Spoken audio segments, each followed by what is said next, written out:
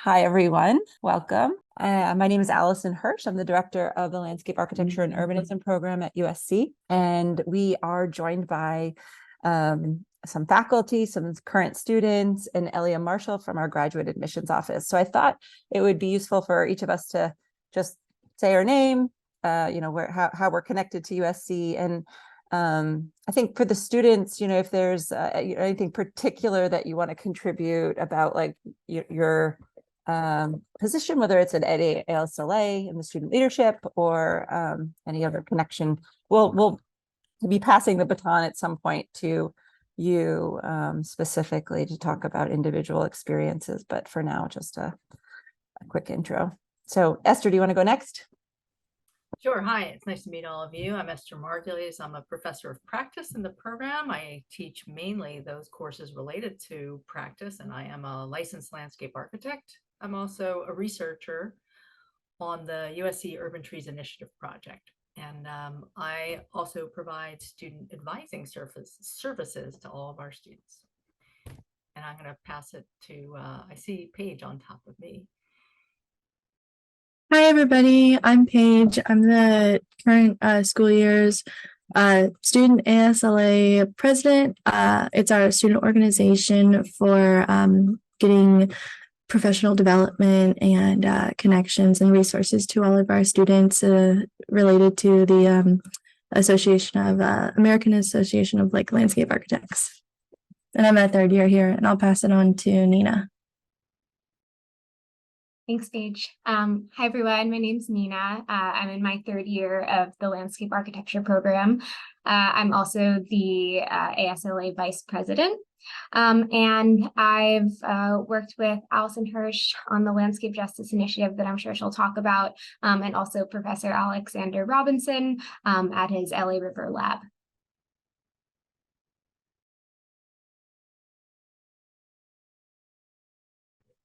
I can go next. Hi, everyone. I'm Kavya Gudihal. I'm a second year student in the Landscape Architecture program, and I'm also a treasurer at the student ASLA.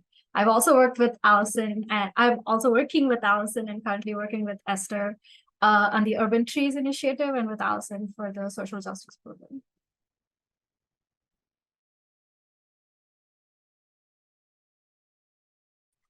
Can you to Alex? Okay, hey everyone. My name is Alex Robinson. I'm associate professor. I do a number of things at USC, but I'm teaching studio courses, some representation courses, and construction courses. I also run the Los Angeles River Integrated Design Lab, where I'm at right now. And before I go into the office, I thought I'd just show you guys that we're running this model right now. And we also have a high school group from Friends of the LA River and a local high school here. So I just jumped on a little bit late. I also work on test plot, and I do a lot of research on how we author large scale infrastructures. And I'm sure I'll talk a little bit more about that later. And let's see, who's next? Elia. Elia, okay. Oh, thanks. Hello, everyone. My name is Elia Marshall. I'm the graduate admissions coordinator here at USC School of Architecture. I am your main point of contact for anything that has to do with the admissions process for our graduate programs. I'm also the liaison for the central office of graduate admissions. So if you have any questions about, immigration documents or official transcripts, I'm able to provide some guidance with that. And also official test scores for either IELTS or TOEFLs. And so, yeah, so if you have any questions, you always feel free to send me an email. I'll provide it in the chat a few times, just so you could always have it as a contact in case you need anything between now and our deadlines. Thanks, Elia. Before I go on to Viraj, I actually think it would be nice if the folks that are here as prospective students or interested individuals, if you would put your name in the chat and maybe where you're zooming in from, and if you are interested in the 3-year or 2-year program, and I can differentiate what those two are if you're unsure. But Viraj, do you want to go next? Hey, I'm Viraj. I'm a 2-year student. I'm an international student, so I'm here to answer any questions that international folks have coming in. Yeah.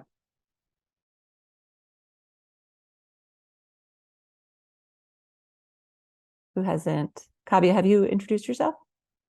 Okay, great. Well, then I see that folks are responding to my call for names. Very nice to have you here. So I'm going to get started. So the sort of program for this evening is I'm going to be talking a little bit about the program and what makes it unique. I know that you're all here probably looking at a number of different programs, so really trying to identify the aspects of our program that stand out. And then we will have a couple of the students talk about their experiences, particular to sort of how they introduce themselves. I know, Paige, you have to leave for class. She's a 6 o'clock class. So if there are questions, I am going to talk a little bit about the ASLA student chapter, but if there are questions, there are other students here that can likely respond to those. So welcome again. So you are at the virtual open house for the Masters of Landscape Architecture and Urbanism program at USC. And we are really invested in using the complex regional geography of Southern California as a laboratory to sort of generate and test responses to the planet's most pressing environmental challenges. And those run the gamut here in Los Angeles and Southern California, everywhere from sea level rise to wildfire to rapid urbanization to all sorts of urban pressures. So we use our immediate landscape as our laboratory to start to, again, discover, explore, and test responses to those primary challenges. Our program is focused on the public realm and spans scales of impact from site design, such as parks, schoolyards, and so on, to urban design, really looking at sort of new and densifying urban districts, to territorial responses to climate stress that impact our immediate region and around the globe.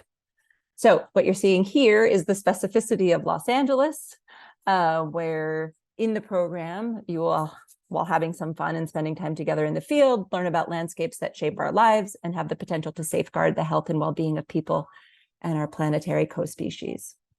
So this slide is really an attempt to identify that we really do spend a whole lot of time in our urban environment, really understanding both the native and introduced ecologies as well as the social ecologies and art practices and all sorts of different dynamics of our city. Another element is our high faculty student ratio. We have a relatively small program to a number of the programs that are sort of what are sort of pure institutions. Each class is incoming class is between 8 and 12 students, and you remain with that cohort throughout. I think that's a real asset for our program, and it really creates a sense of sort of co-creation across your different classes. Another element is design first. A lot of programs that are out there in landscape architecture have different priority areas. We are in a school of architecture. Our design curriculum is rigorous, and it is sort of the primary element into which other coursework fits in. So that said, as I've already mentioned, field learning is another really highlight of our program. And we spent a huge amount of time out in the field. Here you're seeing a number of different images actually from our annual first semester sort of crash course on Catalina Island, where the USC has the Wrigley Institute for Marine Sciences, and students spend a number of days there. I'll probably go back to talking about that. But the curriculum of design studios is complemented by media and fabrication classes, history and theory, performance technologies, plant materials and ecology, construction and practice, urbanism and community-based design. And all of those things will prepare you as thought leaders in the practice of landscape architecture and tackling some of the most critical environmental and social challenges of our day. you will have expanded opportunities for applied research that has real impact on the ground or in shaping policy. So I will go into that in a moment as well. As I said, the incoming class for the 3-year curriculum, and as well as the 2-year, as of a couple of years ago, we've introduced them as well. The new students go to Catalina Island to sort of formulate a base of understanding about Southern California native and introduced ecologies, but also create a sort of experience for bonding with your cohort and really understanding sort of what the sort of dynamics of field study across many different classes in your curriculum. Our urban ecology curriculum is also extremely foundational to how we operate the program. Students start with sort of broad and field-based understanding of ecologies of Southern California. That's taught by Dr. Isaac Brown, whose doctoral research included developing a biodiversity index for the city of Los Angeles and a framework for managing urban biodiversity, ecosystem services, pollution, and environmental hazards in the city. And I know a number of you are likely zooming in from other locations. And we teach the urban ecology. We teach the urban ecology curriculum so that it is both very cited in field study in Southern California, but recognizing that we have access to a whole range of different biomes here in Southern California that can be applicable across the globe.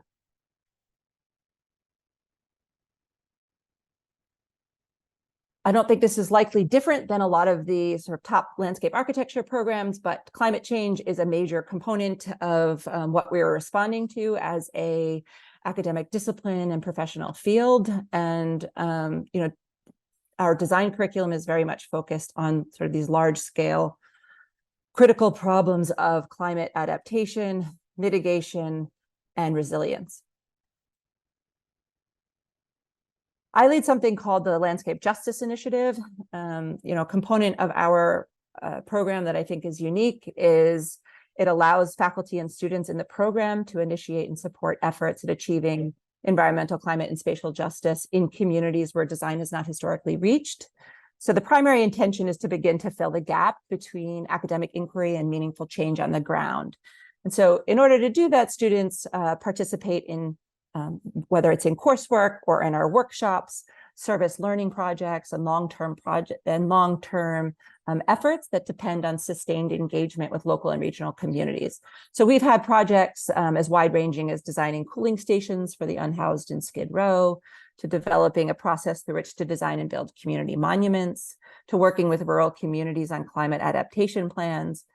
And I think what's really unique about these opportunities for applied research is students can learn from local knowledge and expertise derived from lived experience and imagine how design can be enacted as a form of co-creation.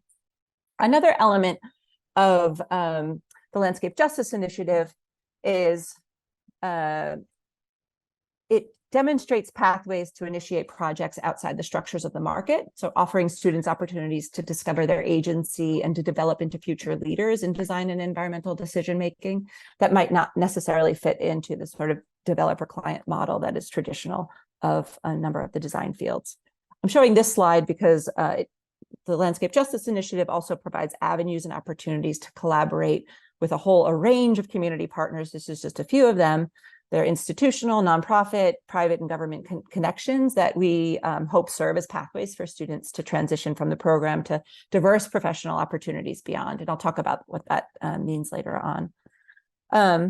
Climate justice and urban design, I will, as a component of the Landscape Justice Initiative and the larger sort of justice-based curriculum, our focus largely is on design in communities, like I said, that have not, where design is not historically reached. And so what you're seeing here is the mapping geospatial platform, Cal EnviroScreen, to identify where there are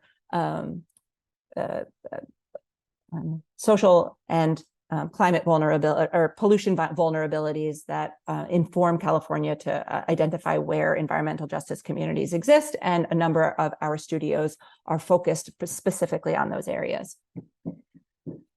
We have I know that Alex talked about this very briefly, and I'll have him talk, sort of hand it over to him for a minute or two. But our service learning and design build is a component of our of our curriculum, and I thought it would be worth just talking about test plot, if you don't mind, Alex. Happy to. So test plot is an experiment in community forming around native planting in the public parks and institutional landscapes of Los Angeles and now beyond. We gather together with a variety of stewards and rethink the kind of stewardship of native plants and ecologies as a kind of community building practice that is an experimental practice where we're beginning to build a kind of a different land ethic beyond the kind of basic maintenance that we see in low investment in public landscapes. And how this manifests is a number of really exciting and fun ways. One of the most recent test plots that we installed last week on Catalina Island is also on the campus that you would visit as an incoming student, where we installed over 200 plants with a number of local partners, including the Catalina Island Conservancy and the Wrigley Institute of Environmental Studies. And we're developing a kind of palette. We developed a native plant palette for that ravine. We talked to a variety of community leaders and stakeholders. And then within the course of this single semester, we actually put these plants in the ground, and now we're starting a process of monitoring them and developing some alternative practices and studying these alternative and measuring these alternative practices. So this is an initiative that Jen Toy, one of the other faculty, started a couple of years ago. We have, I think, 7 test plots in Los Angeles right now. And so we're going to continue teaching classes based on test plot, and I hope to teach another one next semester where we actually look at not installing another test plot, but just thinking about the ways in which we maintain them and thinking about this kind of low investment we have in maintenance and rethinking that. So we're going to go to all the different test plots in Los Angeles, including Catalina Island, and talk to the stewards, consider how we improve upon the practices there, and really continue to kind of enrich and develop the land ethic and the relationships that we've created. Yeah, I think it's a really fun, it's a really great way to get involved, and it's also a way in which the students get their hands on plants, get their hands dirty, learn how to actually garden. So it's a nice antidote to some of the studio work that you spend a lot of time doing. If somebody doesn't mind from USC, there was just a sort of a media release about test plot. If you just put a link in the chat while I'm continuing, because it popped into my email today. I just put it in. Oh, way ahead of me. Thank you. So thank you, Alex. Yes, test plot has become a major component of our program, and as Alex says, is a sort of amazing complement to the studio.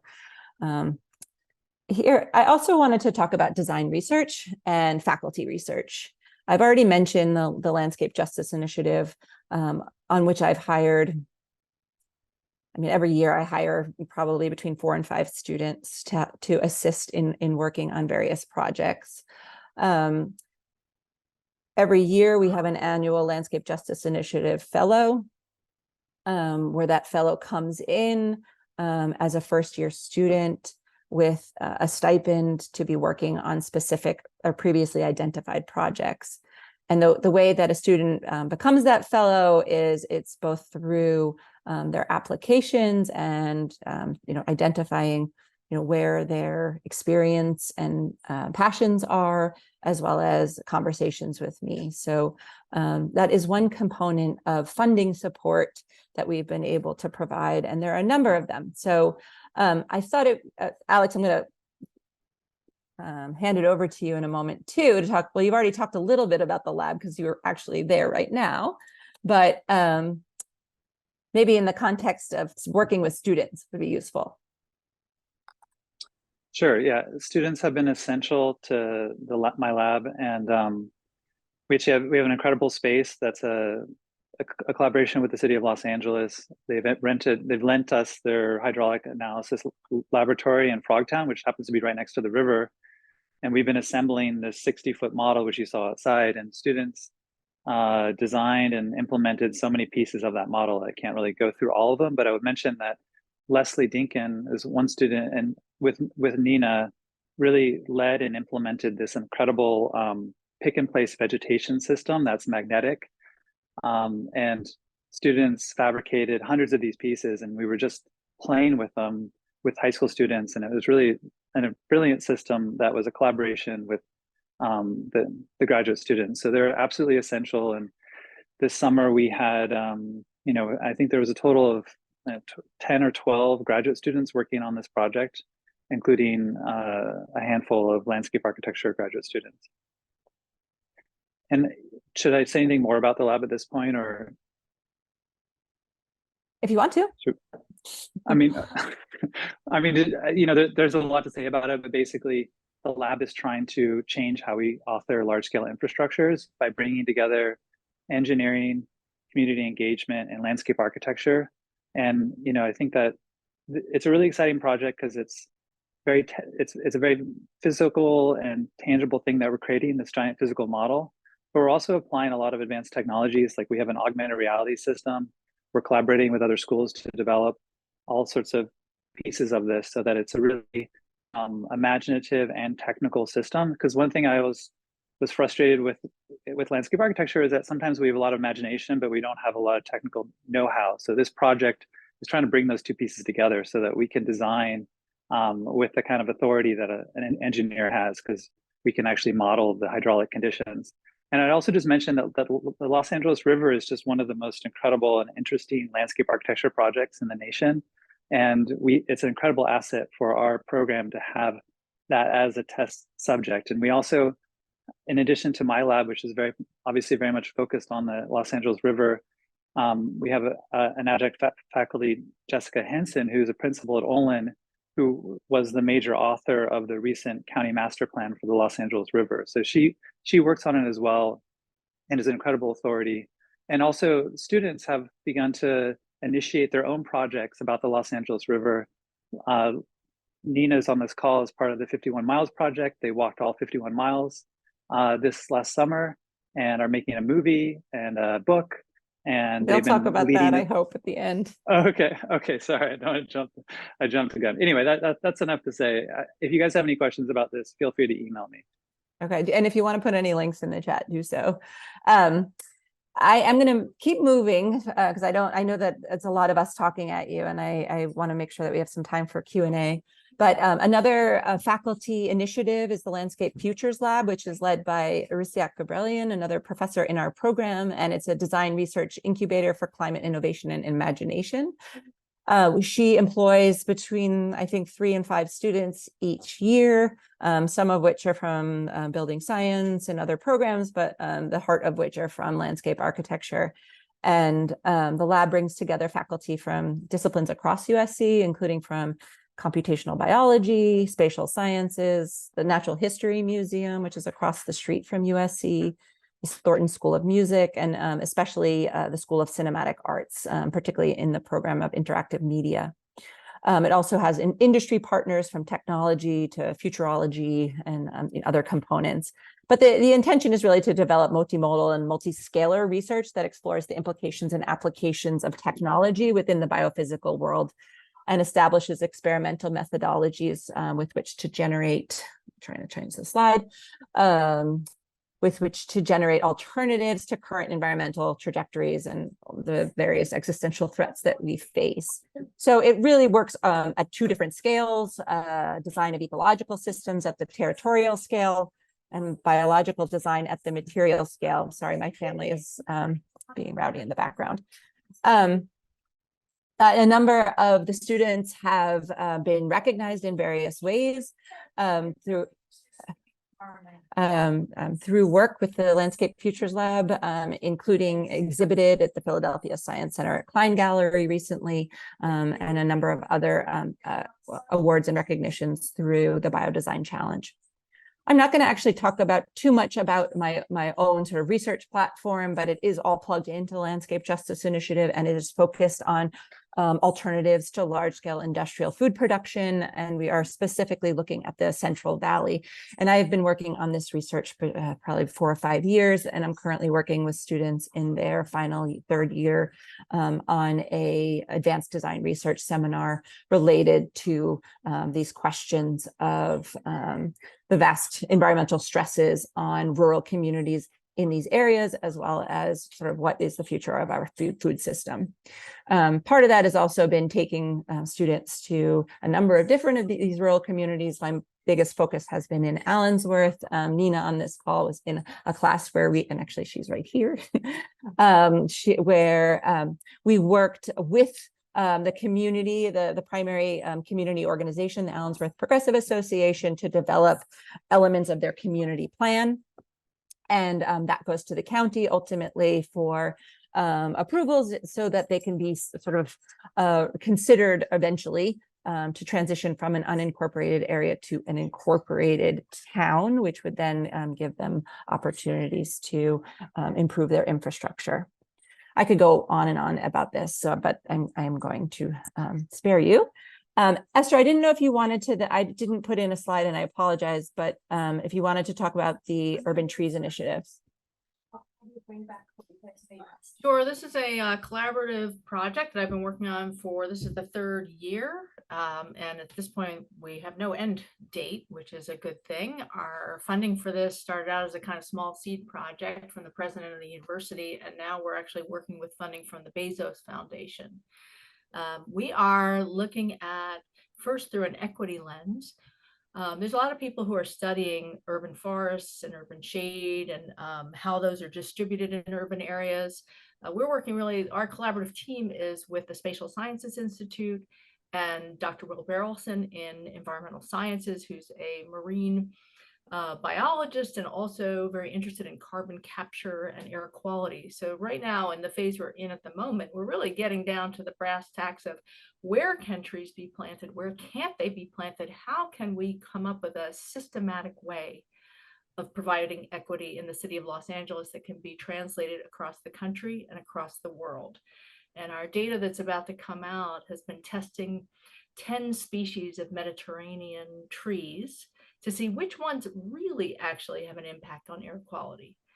This is information, lots of us are out there aspirationally thinking trees help us with our air pollution. We look at the conditions around the world, like what's happening in Mumbai and other places in India right now with really severe challenges.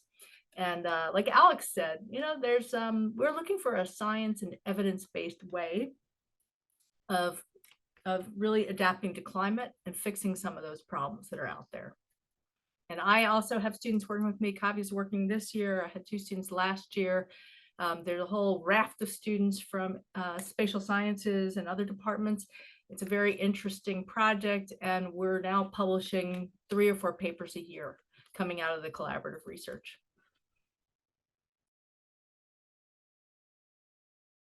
Thanks, Esther. I was trying to find my mute button. So I'm actually going to talk just very briefly about I've already talked a lot about the curriculum, and here in yellow, you see the primary elements of that curriculum. We have recently really boosted our community design offerings, and you know, media and technology is another component that I think probably should have been mentioned when I was talking about design first. You know, we're really looking not just at sort of like the basic toolkit of landscape architects, but really looking forward at what are the cutting edge technologies and fabrication tools. And I'll talk a little bit about fabrication later on.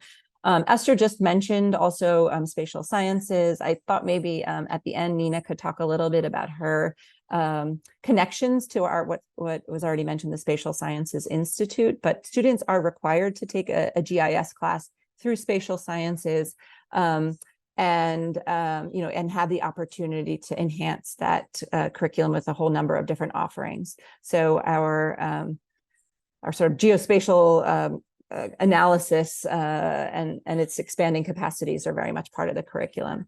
The new dual master's degree, as I'll talk about at the end. Here you're just seeing, and I don't expect you to memorize or really even understand this matrix at this point. I did just want to mention the differentiation between the first, the 3-year and the 2-year programs. The 3-year program is for those who have no background in design, or if they have a design background, it's possible that your portfolios could have been evaluated for one or the other of these 2 different programs. The 2-year program is largely for someone with a bachelor's of architecture or a bachelor's of landscape architecture. It is for those that have already taken studio-based curricula that are really about spatial design.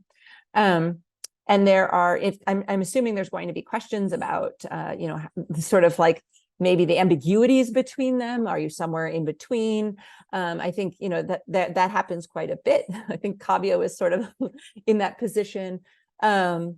And we typically cater your course plan according to your experience. So in any number of years, you would talk to Esther for this particular purpose.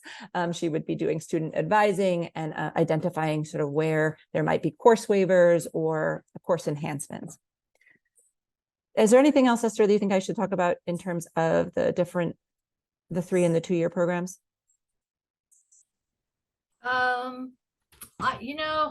For 2-year students, I just want to stress that we start this with a kind of meeting when you come in the pre-term workshop, which I'm sure Allison will talk about in a bit. And this is really individually tailored. And I think that's one of the things that our program offers is close relationships with your faculty, but also with your advisor to make sure that we can help you to find the elective courses and other things to make this really a great investment in your graduate education. So that's, there's a lot of things to talk about, but I just want you to know that we're here for you to support you and get that conversation going as soon as you're ready to have it. Thanks, Esther. I had put this slide in. We just went through an accreditation process, a reaccreditation process.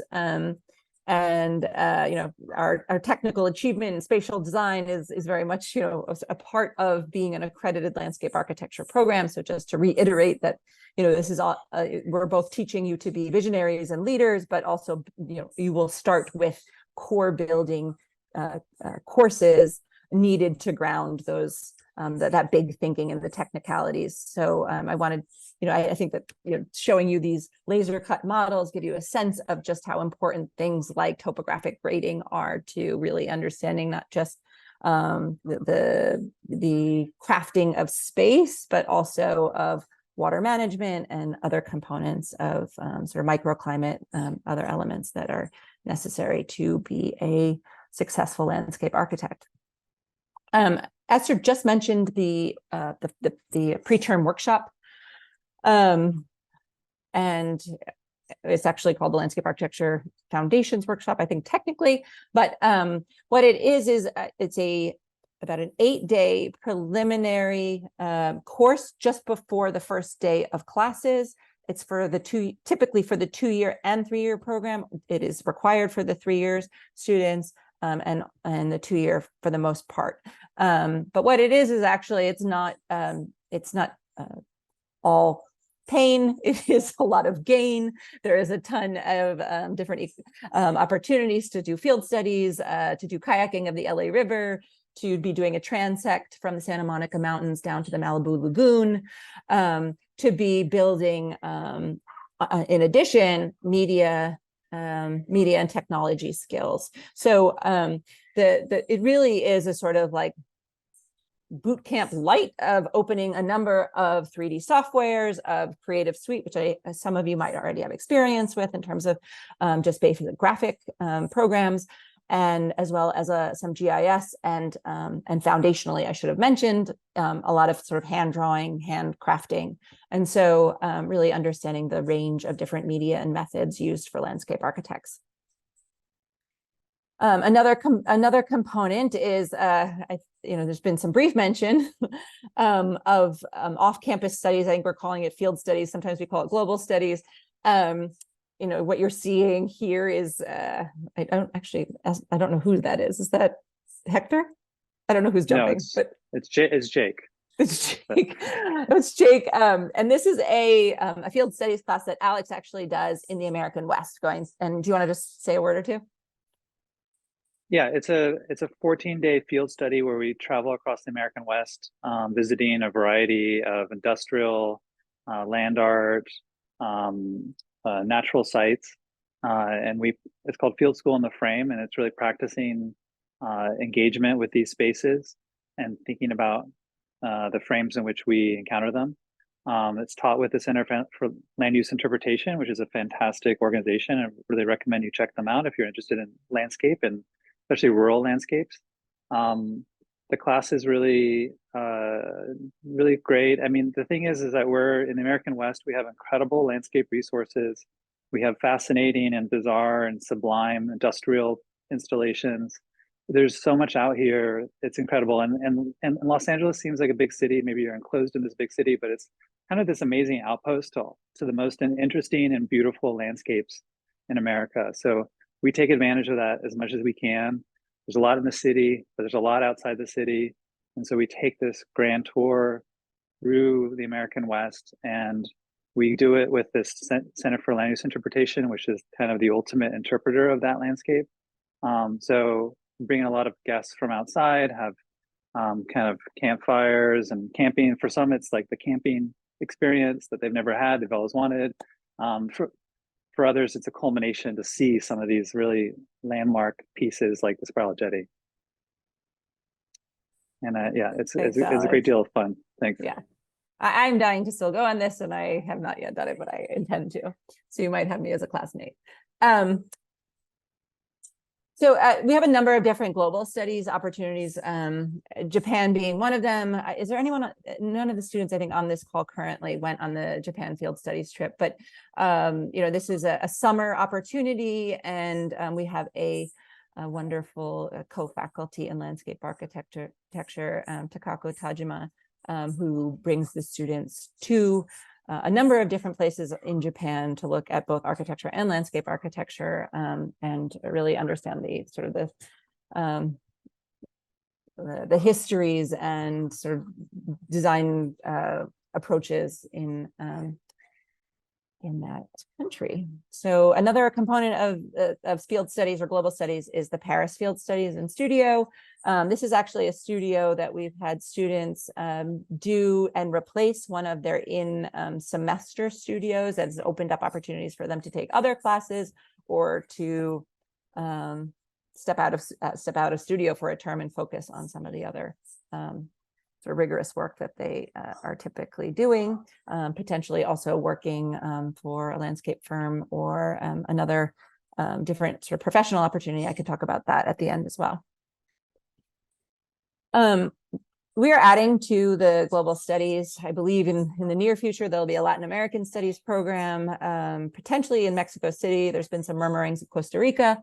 So I think that, this is always, adapting and changing according to opportunities that come up, but the global components to the program are rich, and they're sort of always expanding.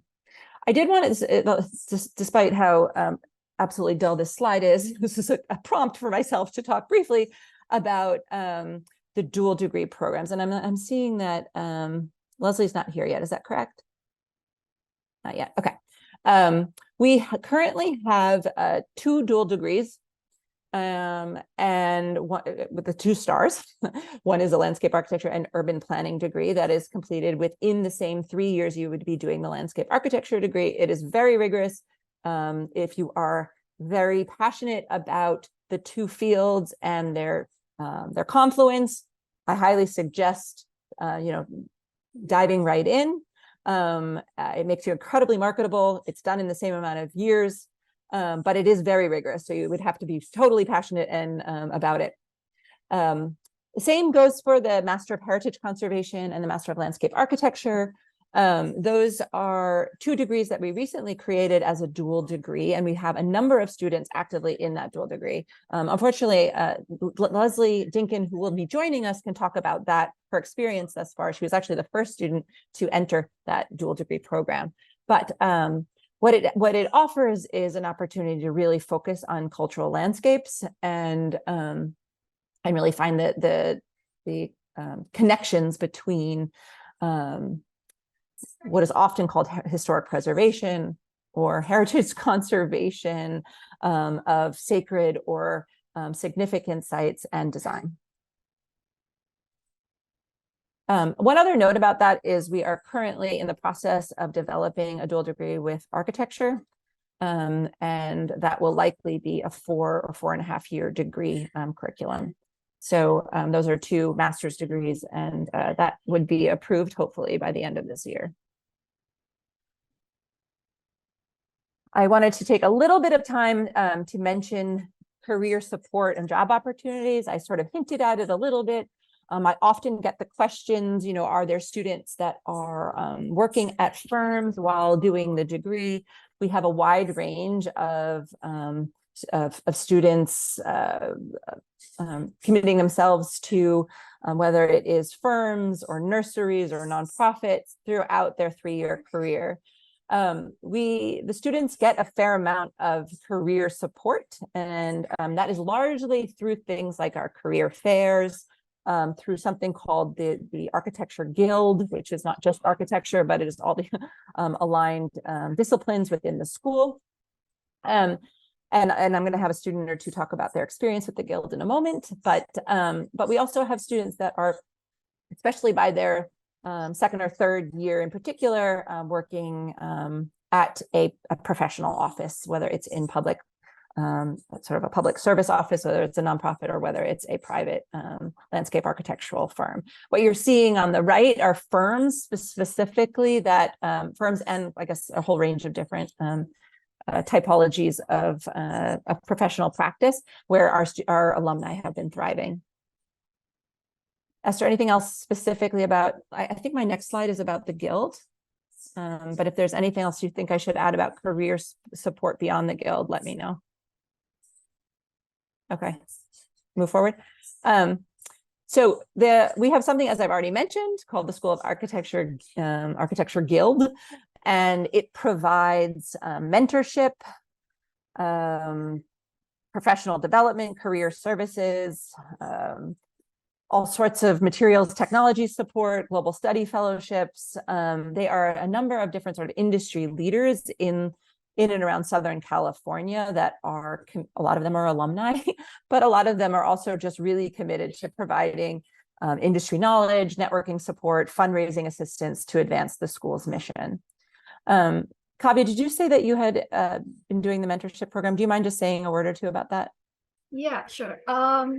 This is my 2nd year in the mentorship program, and my mentor is a architect at KAA, which is one of the firms that you saw in the previous slide.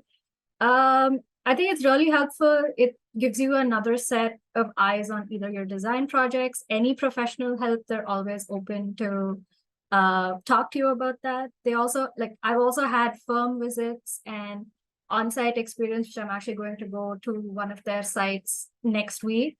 So it's really exciting. I think it's a great bridge between, your academic and your professional or your future professional career.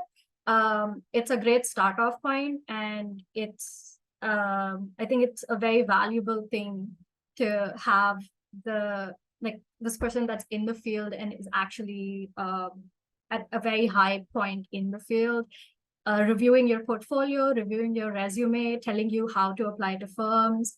I think it's a great thing, and something that I think everybody should be applying to.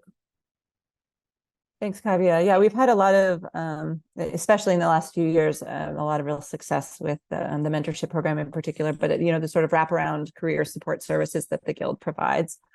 They talk about the sort of quote unquote Trojan network, and it is pretty strong here in Southern California. So the Guild, a lot of them are very much committed to seeing the graduates from this program succeed. I'm not going to talk about all these individual projects. Here we see Leslie Dinkin, who you will see in a moment or two. I did just want to mention just the plethora of awards that our students have been getting recently, both at the national and regional scales. This was just the most recent. The ASLA conference was in Minneapolis, and Leslie and Lucia won in the communications category for the project that they did that Alex was talking about just a little while ago on the LA River. Just before that, in the analysis and planning category, another honor award for the national ASLA focused on a wildfire in Southern California. Andrea Binns and Diana Nightingale really looking at fire adaptive behaviors of certain animals and insects to learn from them and apply them on the ground. I could go on. These are students that all have had real success in both in their academic careers as well as beyond. Nina was the inaugural recipient of the Edward Lyons Price scholarship, and we were really proud of that, among many awards that Nina has received along the way. This is actually a prompt for me also to talk about, this was actually the Super Studio. This was a major exhibition of students. I guess I will talk about that momentarily. I was about to talk about the Art and Climate grants. But before I do that, I will talk a little bit about our faculty practices, which is connected to career support. In addition to having the career fair, having the student ASLA chapter doing studio visits, office visits with different firms, which is a major component of the student ASLA chapter. Our faculty we have 3 full-time faculty here on this call, and we have other full-time faculty, but a large part of our faculty are actually coming out of practice and teaching, studios or other components of the curriculum. A number of those are listed here, and we have real connections to places like Olin, where I think Alex already mentioned, Jessica Henson is a partner there, and she was one of the co-project manager on the LA River Master Plan, but she's also hired a whole number of our students along the way. They also have an internship program in the summer, and we've had a lot of success with our students being placed in that internship program. Kukui Design Initiative, we have a number of alum there. They were just presenting actually at ASLA, so I get to see them. And then you have a whole number of different, sorry, again, my children are here, and a whole number of different offices, including offices represented by the two other faculty and myself here. So I just wanted to mention that, there are a lot of professional opportunities that come out of just building relationships with your faculty. These were more slides to really talk about student research, research support. We've already talked about students plugging into faculty research. I did mention the Biodesign Challenge. These were students that won a number of recognitions in that challenge, but went on to exhibit their work.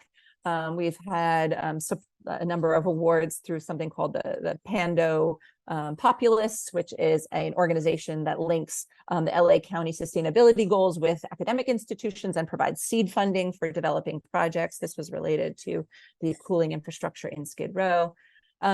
We've had students that actually who you're seeing, Luis Mota. He was he was in the inaugural class for this workshop in landscape history and historiography, and he was the only MLA student, and the rest were PhDs, and he really thrived in that environment. Dumbarton Oaks is a research institute in Washington, D.C., and they have 3 different areas of research focus, but one of which is landscape history and landscape studies. This was my opportunity also to talk, maybe, I guess Leslie's still not here, but Nina, if you don't mind just talking a little bit about the Arts in Action project, because I just wanted, or Arts in Action maybe as you've experienced thus far. Yeah, Leslie should be hopping on momentarily.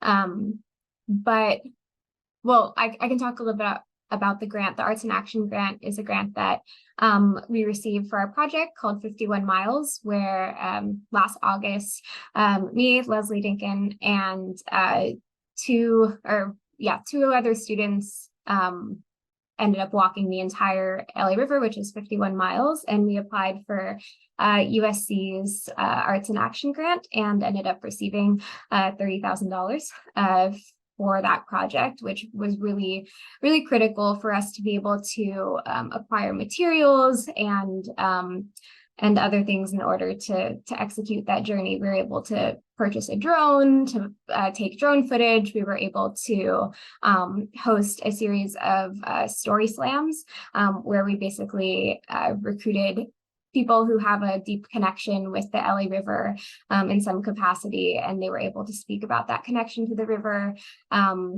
And yeah, we hosted one last spring and another one this past summer at the Friends of the LA River's Riverfest. But yeah, the Arts in Action grant was really, we couldn't have done our project without it. Executing a project of this size, it was a really huge undertaking for us as students, and yeah, there was it also enabled us to be able to pay ourselves in some capacity for our time and efforts. So it's definitely, it's a process to write a grant, and Leslie really did the bulk of the work, which I'm sure she can speak to when she joins. But yeah, it was a really critical part, and we're very grateful for it. So I would encourage all of you, if you end up coming to apply for it as well. They're very generous with their support beyond just the grant application.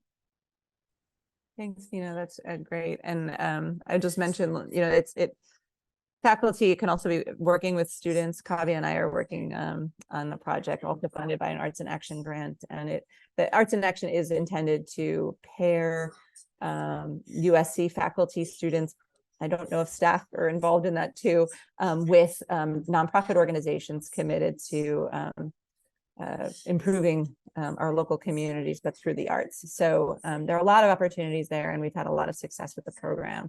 And what I think this is sort of seed funding for the 51 mile teams. I think that they're definitely going places.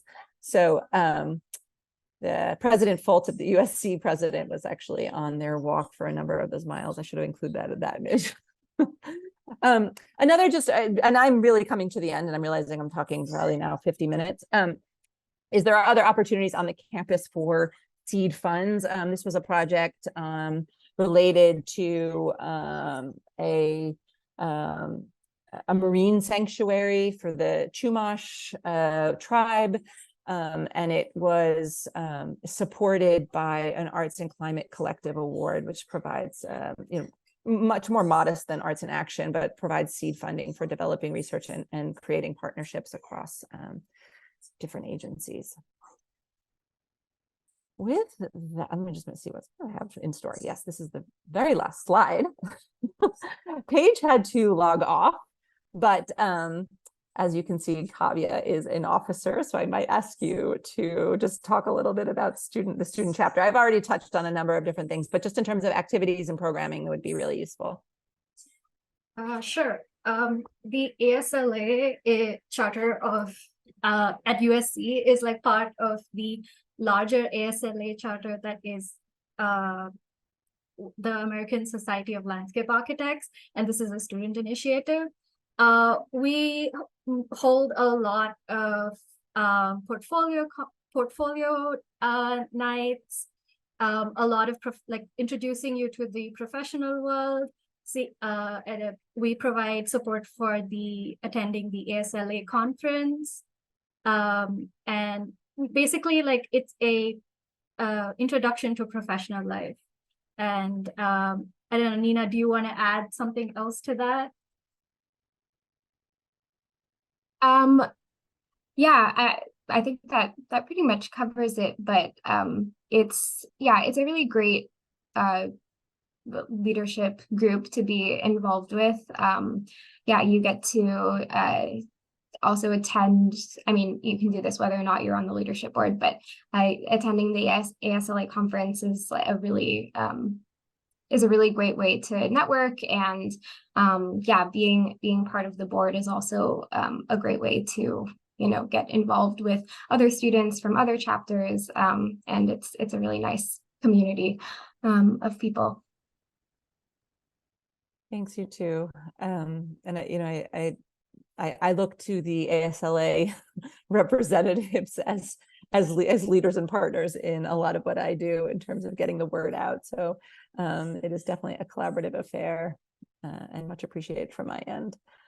With that, I have come to the conclusion of, if I can ever get my mouse to change the slide, to the end of the presentation.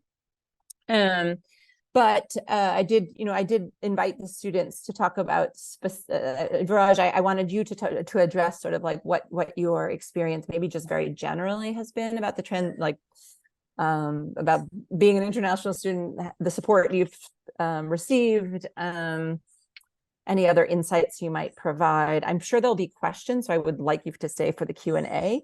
And then when Leslie does get here, I was hoping she would talk about her experience with the dual degree.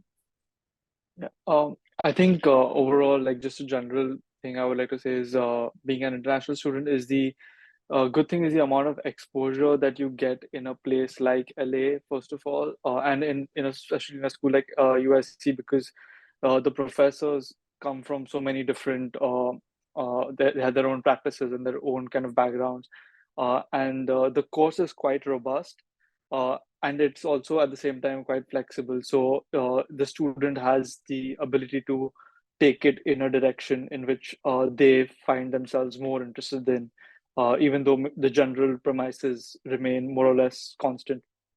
And yeah, and like I think that just having the professors is great, because a lot of times, like when you're looking for like internships and maybe like getting hired after your degree's done, like the professors just have a massive network, and you know, you just get to know people through them, and like the guild and everything else. Yeah.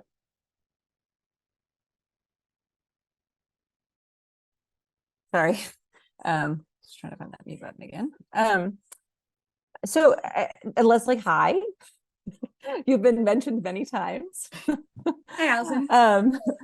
I actually, so you've been mentioned in various contexts, but I think what would be really useful, because we've already talked about 51 miles and arts in action, it would be useful if you talked a little bit about the dual degree with heritage conservation. And then after this, wait, before you start, after this, Elia, I know you have to leave by 7.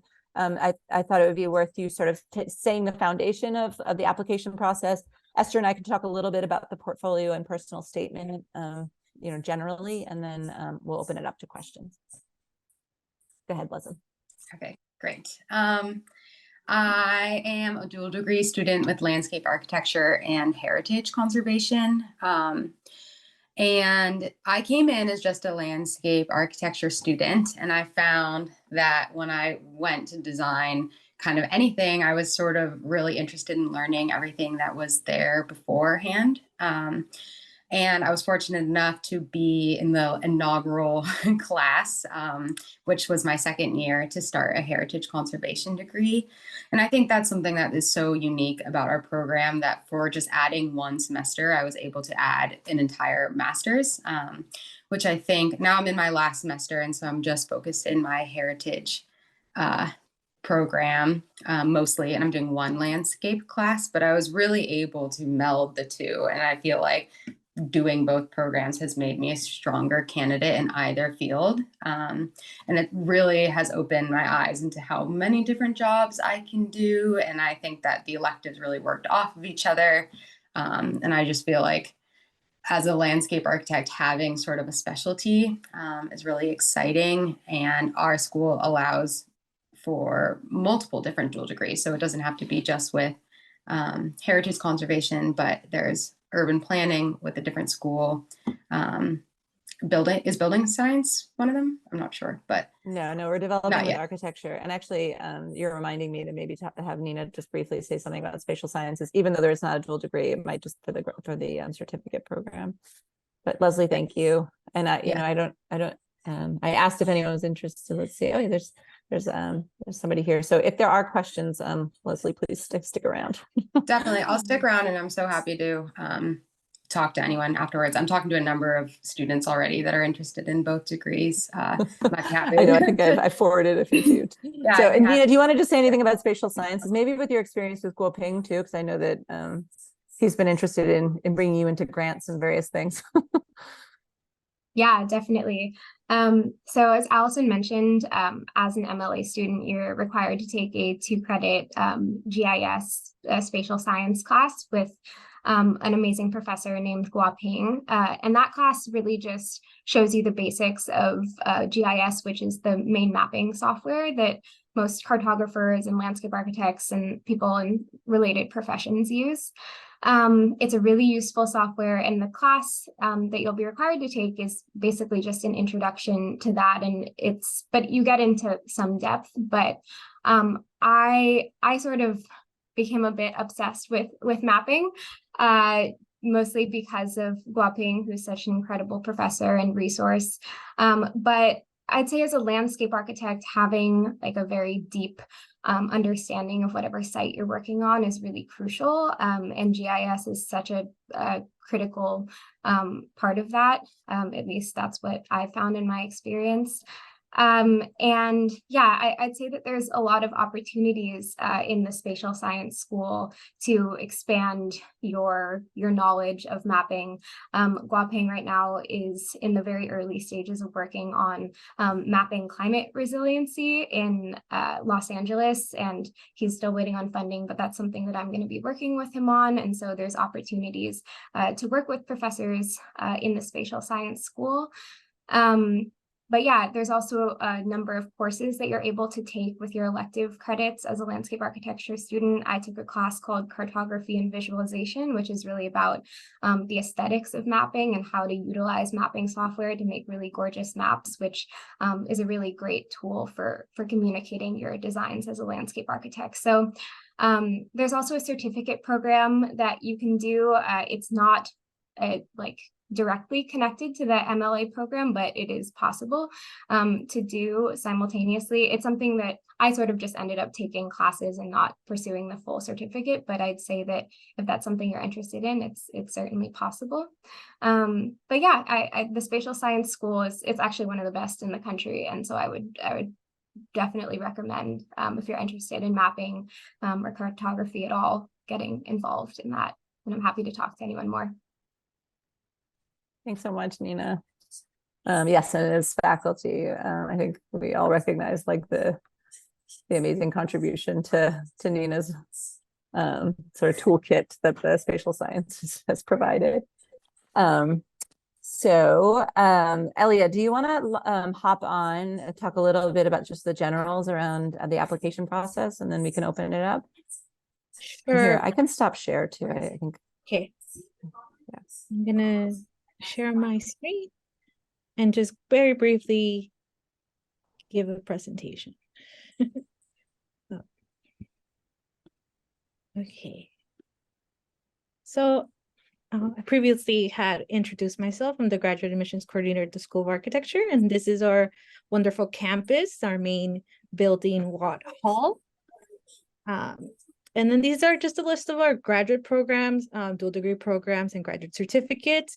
If you're interested in applying for a dual degree program, you're required to apply to both independent programs separately and be admitted to both programs to be a candidate for a dual degree. If you're interested in graduate certificates, you don't have to apply for them now. You could always add them after you're enrolled in our program. Sorry. So to apply for our landscape architecture program, it's a two-part process. We have the USC CAS application, which is the main application portal for USC. That's where you start where you submit your resume, you submit your official test scores, and you also include a lot of your own personal information. Part 2 is Slide Room, which will be part of Quadrant 4 in the USC CAS application. And that's the application portal where you'll be submitting your portfolio, your statement of intent, your your letters of recommendation in addition to your CV, transcripts, and also your test score reports if you're an international student.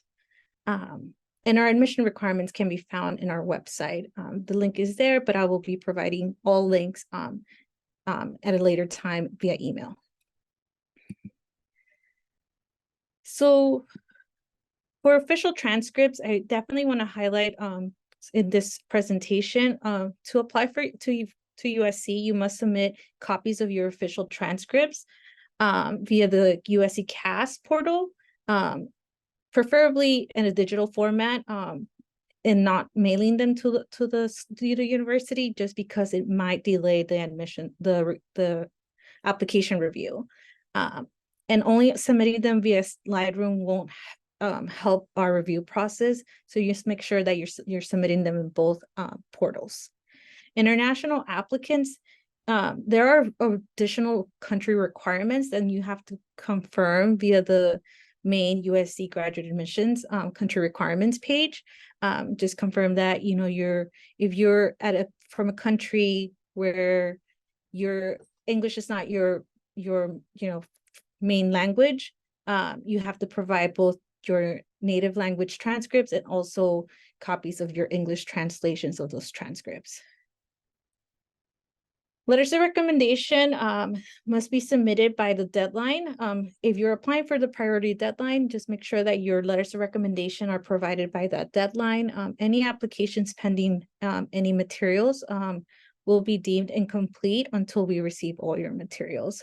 And especially for the priority deadline, merit scholarship is one of your biggest reasons to be applying for that deadline. You want to make sure all your materials are received on time. And in relation to merit scholarship, the School of Architecture offers to both U.S. and international students merit scholarships. And these are all performance-based. We do not take consideration any need-based situations. So FAFSA is not a requirement for our merit scholarship consideration. And your eligibility will be based on your application materials submitted. So there are no additional essays or applications that you need to submit. If you are interested in other financial aid opportunities, I would recommend checking out the USC Office of Financial Aid's webpage just to see what are other options for graduate students. The USC Office of Financial Aid also has created a platform where you are able to apply and search and apply for scholarships both on campus at USC that are not part of the School of Architecture through Scholarship Universe, and they also sometimes include external scholarships that you could just directly apply to. You could only access Scholarship Universe after you submit an application. So unfortunately, at this time, you're not able to start any applications unless you submitted your application through USC CAS. And so these are just our deadlines. Our priority admission and merit scholarship review deadline is January 2nd. And then after that, we will continue to accept and review applications if space is available. For international students, May 1st is the deadline, and for domestic students, July 1st is the deadline. And again, all application materials must be submitted by or before each specific deadline you're considering to apply to. These are just some admission resources. We have a general FAQ page in our website. I've included my email address. If you have any questions after this session that you want to contact me, it's artgrad@usc.edu. And then we also, to contact the USC Graduate Admissions Office, that's the central admissions here at USC office. These, where if you have any questions about transcripts or test scores, status, it would be the link provided. They have a contact form that you must submit in order to contact their office. There's no direct email address for their office. And then application fee waivers. So the School of Architecture does not grant any application fee waivers, but USC Graduate Admissions does have some fee waivers that you may be eligible to apply for. So I would recommend checking out their website to see what are your options in terms of application fee waivers. If you're a dual degree applicant, you actually would qualify for a fee waiver for one of your applications for the dual degree programs. So you only have to pay for one of the program applications, and the second one would be free. And that is all. If you have any questions, I'm going to put my email in the chat because I'm heading out. But yeah, the photo in the screen right now, that's our campus, and far off is downtown LA. So hope to see your applications either January 2nd or much later, or whenever you're ready to apply. Thank you, Elia.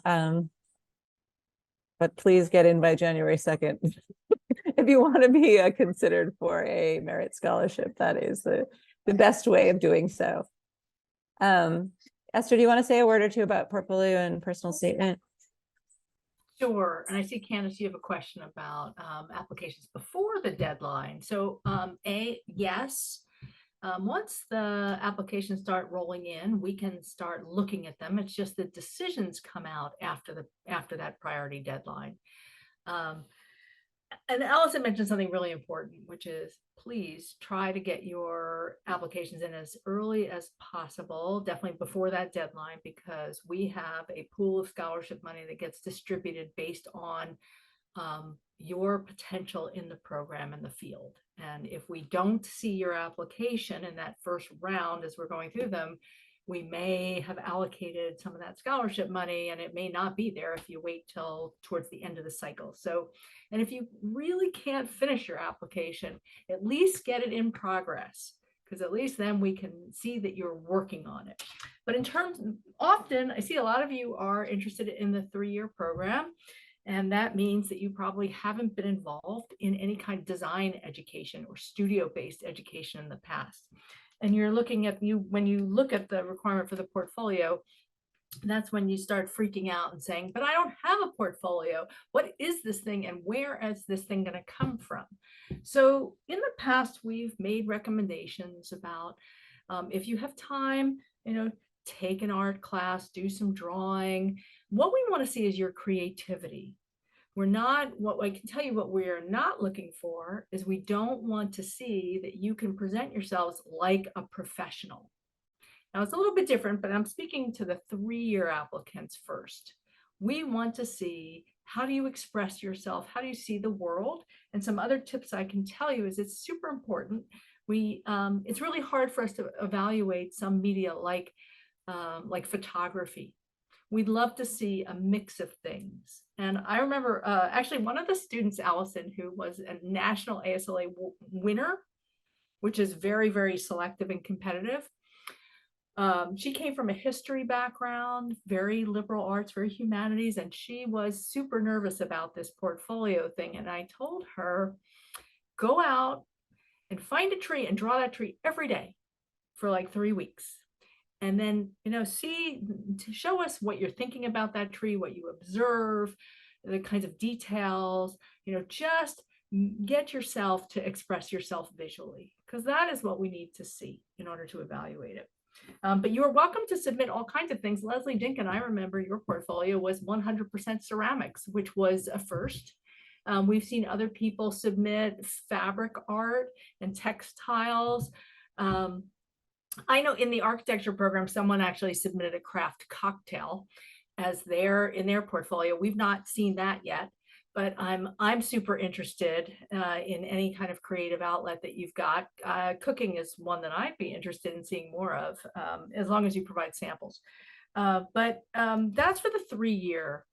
Those of you who are considering applying for the 2-year, whether you have a previous degree in architecture or landscape architecture, or sometimes we have also accepted students with a degree in urban and regional planning, but this is where it's really important to show us what you're thinking about landscape, because you already have skills as a designer. You've studied that, you have software skills, you probably have hand drawing skills. We still want to see your creativity. We want to understand more about how you approach the world and what you think is important, but we do need to get a sense of whether you are ready to enter the advanced placement program, which means you would waive our first 2 media classes, or at least the first media class. We're going to bring you in for the digital media and for the parametric and advanced media, because we have another fantastic instructor who's teaching those courses. And I know all the students, actually students who didn't necessarily even have to take that final media course, have been clamoring because they love the instructor so much. Okay, so that's on the portfolio side. And I am always available. I'll put my email in the chat. If you have more questions about the portfolio, please don't let that be the thing that dissuades you from applying or makes you extra nervous about it. We can continue talking about it. But the other thing that is part of our application is a personal statement. And it's helpful just to understand that unlike some other programs that really want to hear about your personal history, the thing that we are looking for is we want to understand why you are interested in this program and in the field. So that may be something that has inspired you or you've been curious about since childhood, and that might be appropriate to talk about. But if you have concerns about climate change, urbanism, housing crisis, sea level rise, all of those things that are related to all the things that Allison showed you this evening, please write to us about that and ask yourself the question, what could I do with this degree? What is it that I am passionate about? And how can I help take the program into a new direction as a student with my interests? So I think that's probably a good first start. And again, if you have questions, if this gets a little gray after this session and you have questions, really do feel free to email Elia, or you can email us directly. And again, we're happy to talk to you about the application process. Thank you, Esther. This concludes the formal programming. And so I wanted to, with the students here, I wanted to open it up for questions that anyone might have. You're welcome to continue to put them in the chat. We'll probably just answer them verbally. But if you also want to turn your camera on or just unmute yourself, we're happy to take questions that way as well.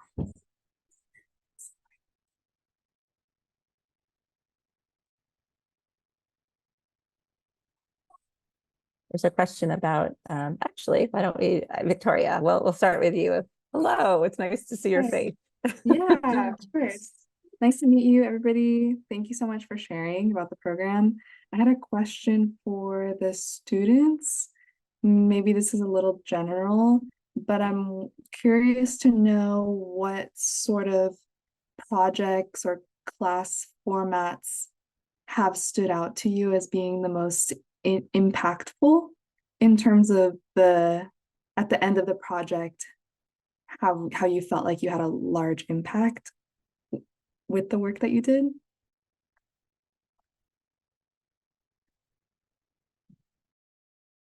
I can speak to my final studio with Alex. I'm not sure if this was discussed yet or not, but we were working with the LA River out of the lab, and we were given a lot of freedom. Most of the class followed a curriculum, and we were really, me and my friend Lucia were really excited about designing our own curriculum. And with Alex's support, we were able to go completely into community engagement. And we ended up building a board game and playing it for like over 40 hours on the river, and then won a Southern California award for it and a national ASLA award for it. And so that was super impactful. And it felt like we were actually, like, not only did we kind of come up with this idea, but we were able to execute it and then practice it. And then from here, I've been asked many times to like put it on the web and making it open access.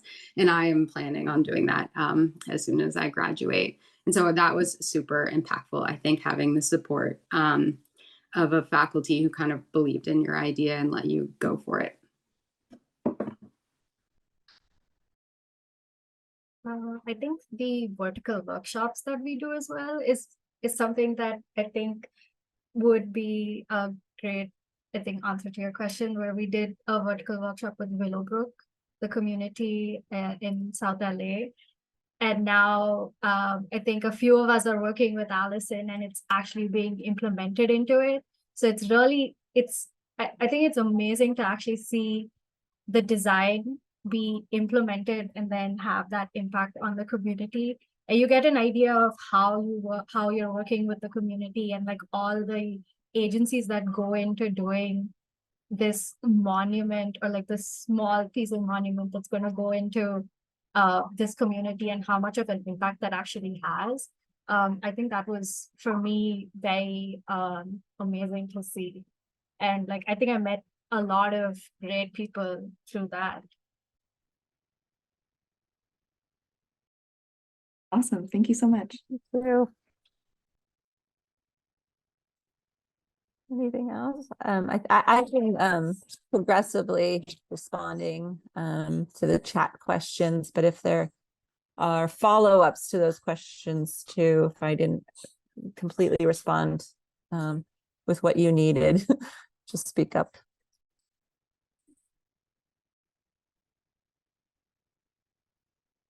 Hi, I have a question for the students as well. I'm wondering, for those of you that are closer to graduation, I'm wondering what you're planning to do after you graduate. I can take that one. Yeah, well, relax that a bit. This program is very demanding, and also amazing and so rewarding. But I think Allison mentioned, or maybe there was a question earlier about working part-time at a firm while you're still in the program, which is something that I'm doing right now. I'm working part-time at a landscape architecture firm in LA called Terremoto. And I plan to continue to work there when I graduate. So a lot of people go straight into working for a landscape architecture firm. I'd say that, yeah, most of the people that have graduated the past couple of years do that. And that's my plan as well. But yeah, I think that depending on the firm, it's also possible to work while you're finishing your last year, probably not before that, although I think it's possible, maybe. But yeah, that's my personal plan. But people go in all sorts of different directions if they don't end up working at a firm. Cool, thank you. I don't know if anyone else Hey, Allison, nearing the end of their careers wants to talk about it. Well, you know, I actually, one of the things I do is I maintain our alumni database. So that's for those of you who are going to join us, be ready. I will be contacting you after you graduate. For you who will soon graduate, I will be in touch with you to try to keep in touch with you to see where you're working, because this is like really important information for people who are looking at the program. So we have graduates from our program, alumni. A lot of them actually in recent years have, as soon as they finish the program, many of them do go on to a traditional firm in landscape architecture or interdisciplinary firms. But once, I can say after those first few years, there's some very interesting things that happen. We have students that go that work for public agencies. Actually, we've got a couple right now who went straight into working for the LA Department of Recreation and Parks. We've got folks who are at the LA County Parks Department. We've got people in the Department of City Planning here and in San Diego. So that's one stream. We have graduates who go into different fields like user interface design once they've learned all of the kind of media and more anthropological skills that we teach, and the research in those areas. I'm trying to think what some of the other far-flung things are. We've got people who worked at the Smithsonian Museum. That's always one that comes to mind. And then we've got folks who are out there doing design build. They're with their own firm. I mean, it's not, it's not like one track. And I think what's nice about the program is we give you a lot of good knowledge and ways to apply it. And there's all kinds of things that could happen. I might just also note, just to add to what Esther had said, is I'm mentoring a number of students that have now entered PhD programs. So that's, I mean, since I've become director, I think, the emphasis on research has been very strong. And, originally we were getting most of our awards in the research categories, but across our faculty, people are doing research. I see the Stillwater reference, for instance, as to, that's a firm or that Isaac Brown, our ecologist, works for, and he does a research both with the firm and outside. So, our faculty are, all sort of connected to different forms of research. So that's really encouraged our students to stay connected with the research environment. And I think that's been, that's started to have an impact on students, because I'm starting to see more students enter into PhD programs, not typically right away, but within the 3-4 years of their finishing the master's program. Yeah, I just was, for those of, I don't know, it's hard to tell if some of you are tuning in from out of the US, and you might be wondering kind of what the career paths of some of our international students look like. We've had a number of students who go directly from our program into teaching at various universities. And then I just noticed in my keeping track of alumni, we have a fairly recent grad who's now working for a kind of national planning agency in India. So it's super interesting to see what folks, and then there's always the more traditional track also in firms like Landscape in Beijing. So there's all kinds of things that happen.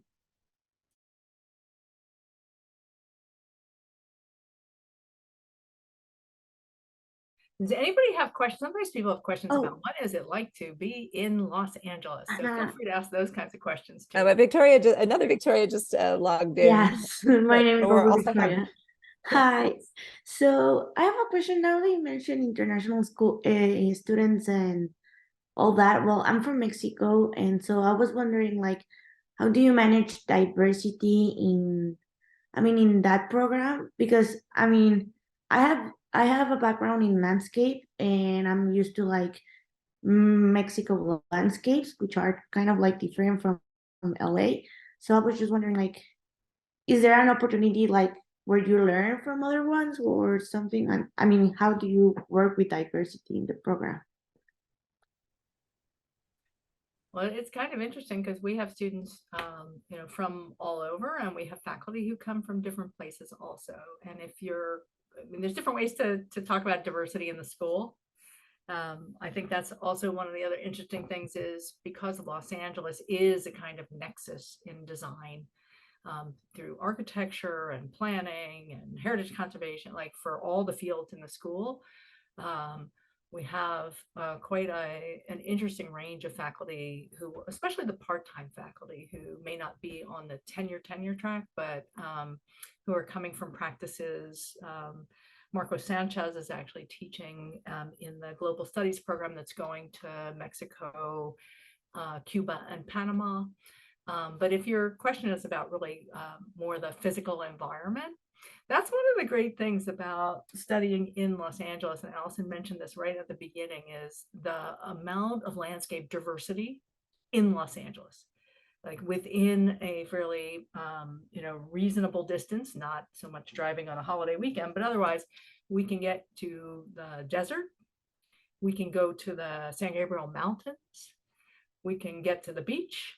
We can get to, just so many, there's so many various ecotopes around LA. And I think the other thing that I would say is that we're not teaching you how to design landscapes only in Los Angeles. We have a very global view, and what we are teaching is ways to approach this field wherever you're going to be, because we have many international students in our program and in our school. So I think, you'll find, when you come to our program, we love LA, and we love all its weird and strange things and all its beautiful things. But it's a great place because it is so diverse. Thank you.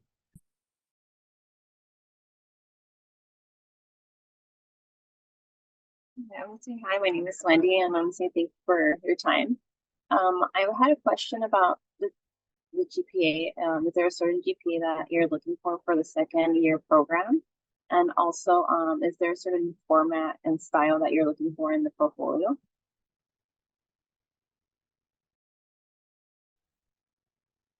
Esther, do you want to take that? Sure. Well, things have changed a little bit in the last few years as we do graduate admissions. We no longer require a GRE. So your GPA, we look at that as, an indication of your academic success in a previous degree program. But I would say it's not the only thing we're looking at. We really, there are some cutoffs. I mean, because we need to make sure, we are upholding a very high academic standard at USC. I mean, when you come to our program, that's one of the reasons why it's recognized and why our students are so successful, is because it's a rigorous academic program. So we want students to succeed, and we have to, sort of take a look at things. But I also know, like, you all, maybe some of you are still going to be sending us transcripts from 2019 to 2021. And we're aware of the fact that many students had issues and difficulties learning like this remotely. It wasn't our favorite time to teach either. So I would say, and especially if you, we look at everything. I mean, we started doing something a few years ago called the whole application whole person review. So there isn't, there probably is somewhere along the line, like a cutoff on GPA where it really makes us look at that individual and say, are they going to be able to succeed in our program? But I would put your best foot forward and make the case of why you're going to succeed at USC. Thank you.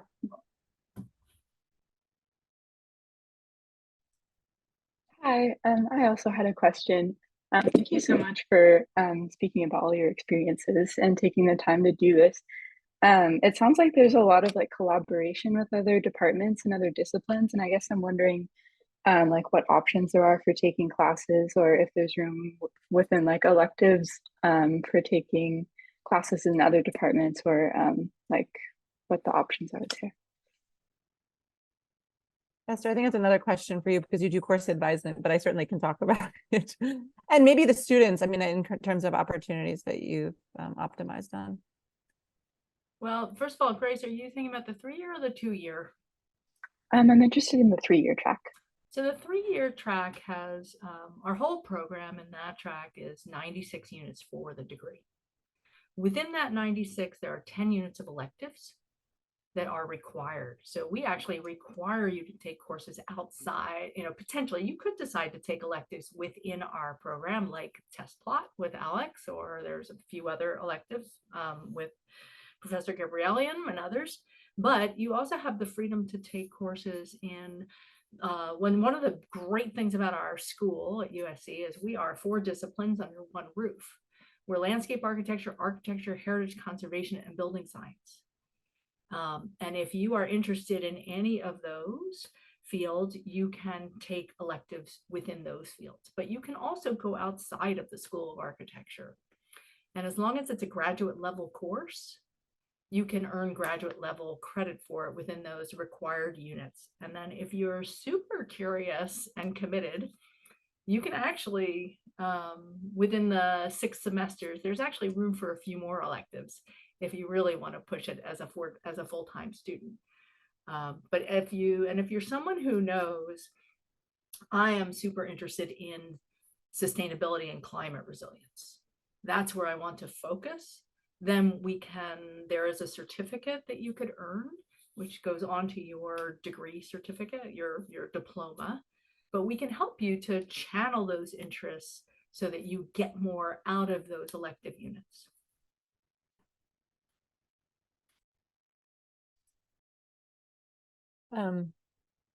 Was that a sufficient response? I sort of wish Paige was still here. I know she takes a lot of school classes in the cinema school. Yeah. Yeah, that was really helpful. Thank you. And I'm sure the students can probably speak to that as well. You already heard from Nina taking classes in spatial sciences, but Leslie, I think you're being a little modest about your ability to catch up. I mean, Leslie's like rocking it. She's winning all the awards. So yeah, I think she didn't have a design background. She was the one that had a ceramics portfolio. I remember scratching my head a little just about how to evaluate the portfolio, and then being really proud of myself for saying this person's going to thrive here. So yeah, I don't know if there's any other notes about like, feeling like, you might need to do some catch up, or, that sentiment. We try to get everyone sort of on the same page with the pre-term workshop and the media courses, just like Leslie was saying, but I don't know if there's anything else you want to say about it. Either one of you. I know, Nina, you had some arts background, but not specifically design, I don't think, right? No, I was an environmental studies major in my undergrad, and I took like one or two, like they're called green design classes, whatever that means now. But but yeah, I had a bit of experience using some like pretty easy to use softwares like SketchUp, but yeah, for the most part, I wasn't coming in with a design background. Yeah, I was just gonna add, am I muted? No. I was a little intimidated coming in without a design background, but I was surprised by how much my other skills in writing and my experience outdoors came into play. And so like I felt like I had to catch up in some regards, and then in other regards I felt really prepared. And yeah, I said by my second year I felt pretty confident to have a perspective or a section just like everyone else, but maybe even by my second semester or like final project, I think some initiative comes into play. But I think like over and over again, I always promised myself that I would take like a YouTube tutorial of something, and I never have. I've never done any of that. I've just taken the media classes and whatnot, and feel like I can really make any kind of drawing I want to.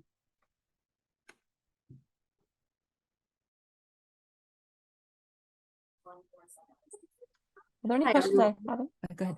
Hi, sorry. My name is Hi. Morgan. Thank you all so much for your time. And my question is pretty related to what Nina and Leslie just shared. So it's great to hear about what happens after graduation, but I'm also really interested in the different paths that get people to this program. So I kind of have a two-parter. The first is probably for Esther and Allison, and then the second from the students. And I'm sure I'm not alone in that this is a major career pivot for me. But I feel very ready to start this process. And I know that the first professional curriculum doesn't require a bachelor's in landscape architecture, and it lists preferences and prerequisites in terms of education. But I hear different things about different graduate programs all the time. So it'd be nice to hear directly from you how valuable and meaningful is direct professional experience in this field before applying? Like, is that recommended?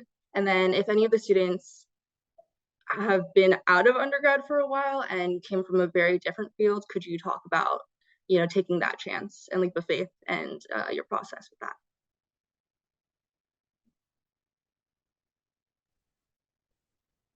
that? In terms of the first part of the question was, I think professional, whether it's a good idea even to right. I'm so experience. There's a lot of distractions in my background. I don't necessarily think I would say it was a good idea. I mean, it doesn't hurt, but because if it would give you a sense, I guess, of really what the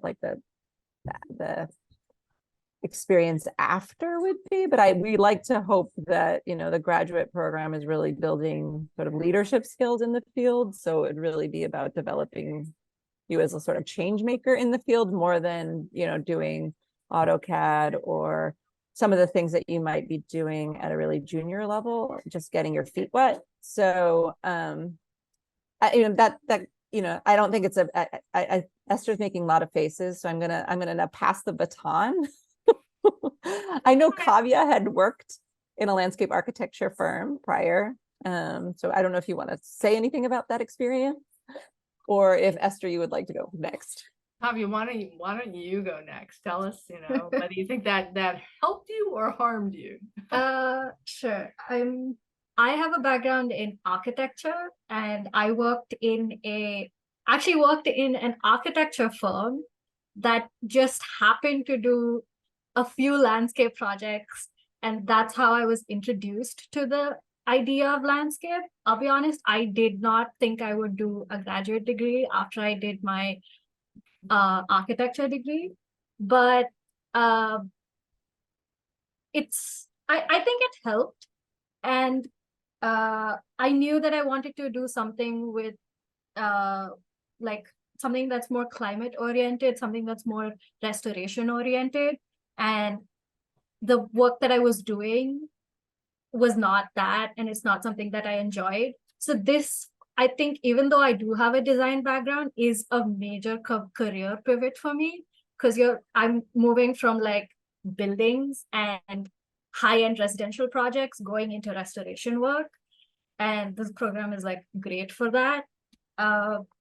So I think it helped a lot. I worked for 2 years before I decided to come back to do my master's. I don't know if that's enough time to be out of school to be like, oh, I've been in the professional world for a bit, but I don't know. Does that help you? Does that help answer the question? I'm not sure. It's definitely helpful. Thank you so much for sharing that. I can tell you, we have students, some students like Kavya and Raj who have an architecture background, and I'm so happy to have them, and others like them who see the light of landscape as the thing that's going to save the world in climate change.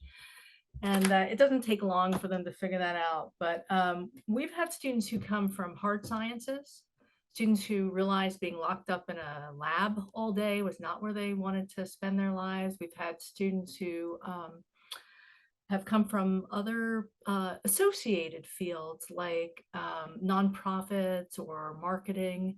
And I think that's the thing is, they spend a few years out there and they're looking at what they're doing and they're trying to figure out like, what's my role in really making a difference? How can I be kind of part of change? And how can I do something that I enjoy? And for some students like Leslie, it's about figuring out how to stay outside a little bit, maybe. We have a student who came from, her background was in an outdoor preschool up in the Bay Area. So she was very in touch with nature and she wanted to maintain that, but in a different way. And as being someone who actually designs and thinks about the future and helps to determine the future. So yeah, we have people come. That's what's interesting about this is most of the 3-year students are not coming with a design or art background.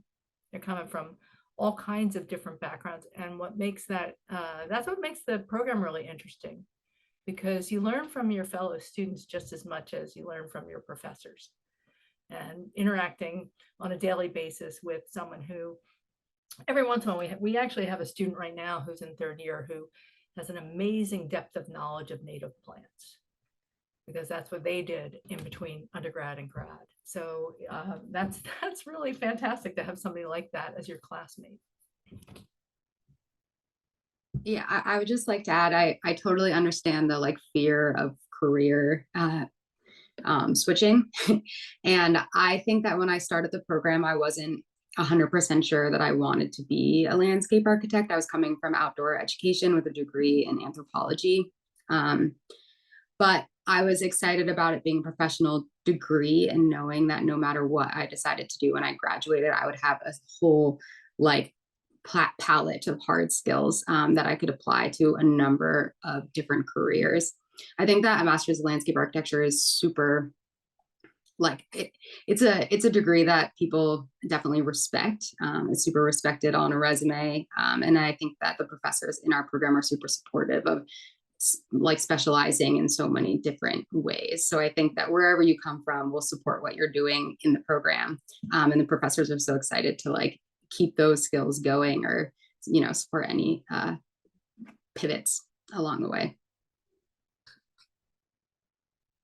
Yeah, just to build on what Leslie said, I said this in the very beginning, but I do think one of the assets of our program, having taught in a number of programs, is the ability to get to know your faculty really well. I mean, we're a small program, we're an intimate program.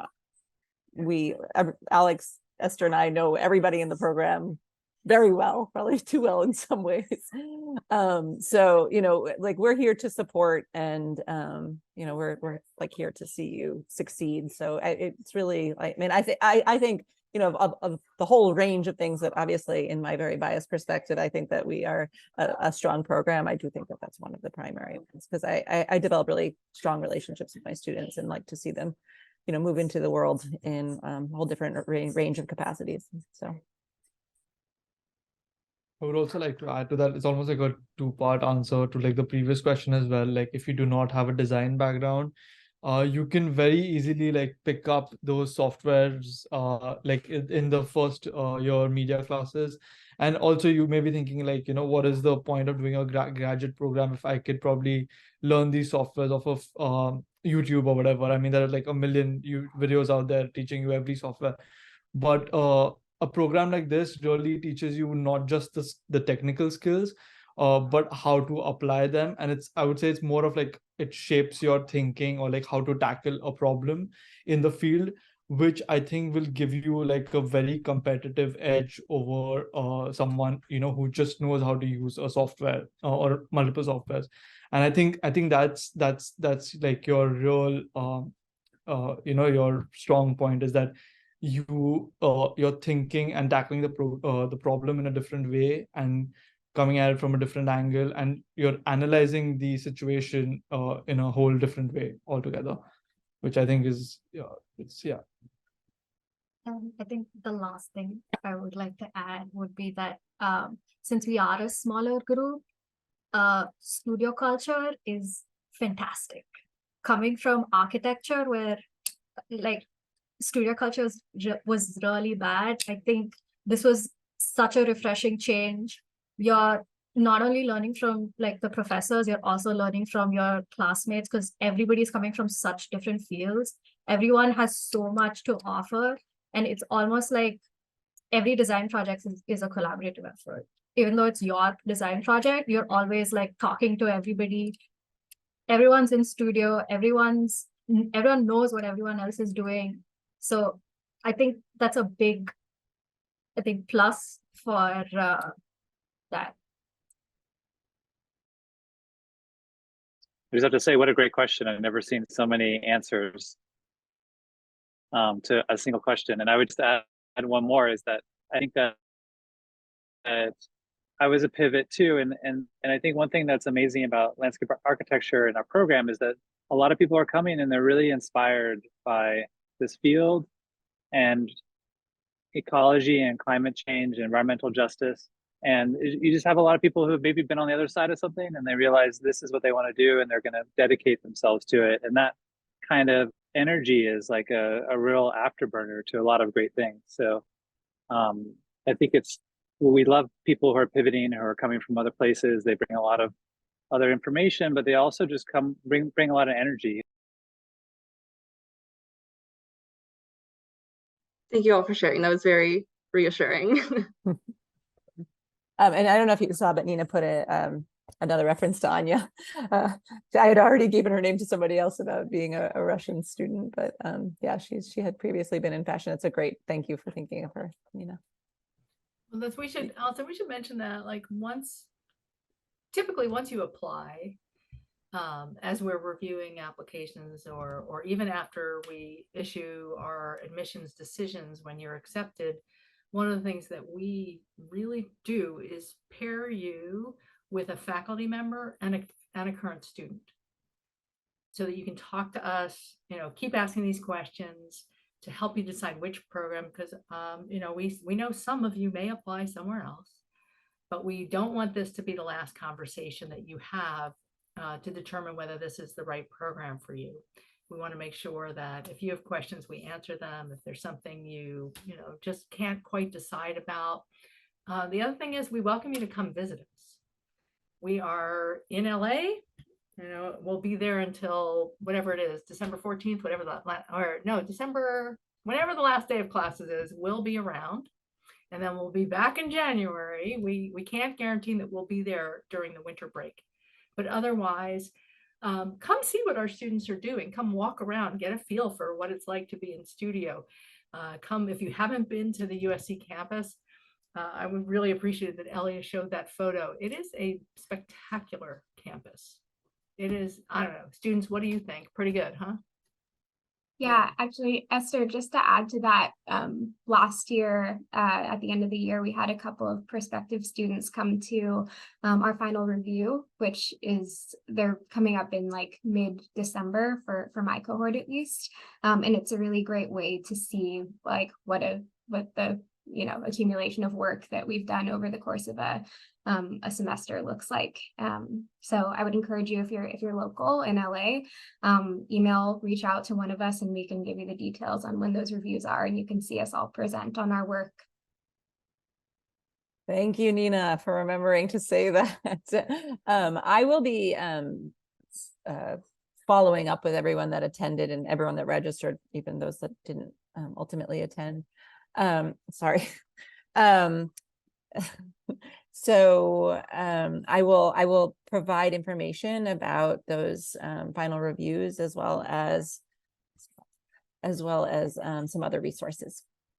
We are nearing 2 hours. I think this is and I can't thank the students that were here for those 2 hours enough, because I know you have many other things you need to be doing. So I am tremendously grateful. As always, these are 4 amazing students. So, and thank you, Esther, Alex. This has been great. And I hope that we see your applications. Feel free to reach out. If you want to save the chat, you can probably find our emails. I just put mine in, but now we have a bunch of other stuff. Yeah, great chatting. Thanks for your questions. Thank you, everyone. Goodbye. Thank you. Good night, everybody, or good morning, wherever you are. Thank you.